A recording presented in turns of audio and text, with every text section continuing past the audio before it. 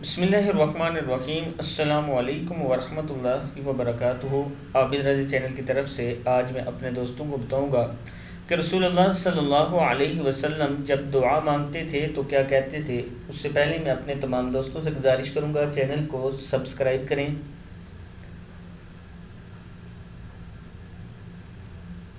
Bell icon پہ click کریں تاکہ ڈیلی ویڈیو آپ لوگوں تک پہنچ سکے۔ تو سٹارٹ کرتے ہیں۔ بسم اللہ الرحمن الرحیم۔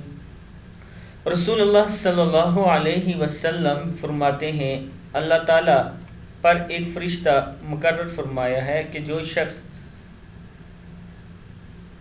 اسے 3 بار کہے، فرشتہ ندا کرتا ہے مانگ کہ ارحم الراحمین تیری طرف متوجہ ہے۔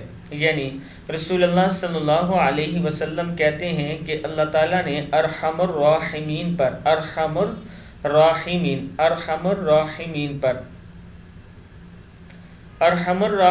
پر ایک فرشتہ مقرر فرمایا ہے کہ جو شخص اسے 3 بار کہتا ہے، فرشتہ ندا کرتا ہے مانگ کہ ارحم الراحمین تیری طرف متوجہ ہوا۔ تو دوستو، اس کو جب بھی آپ دعا مانگیں ضرور اپنی دعا میں ارحم الراحمین بار بار کہا کریں تاکہ اللہ تعالیٰ آپ پر رحم فرمائے، اور وہ فرشتہ جو اللہ تعالیٰ نے مقرر فرمایا ہے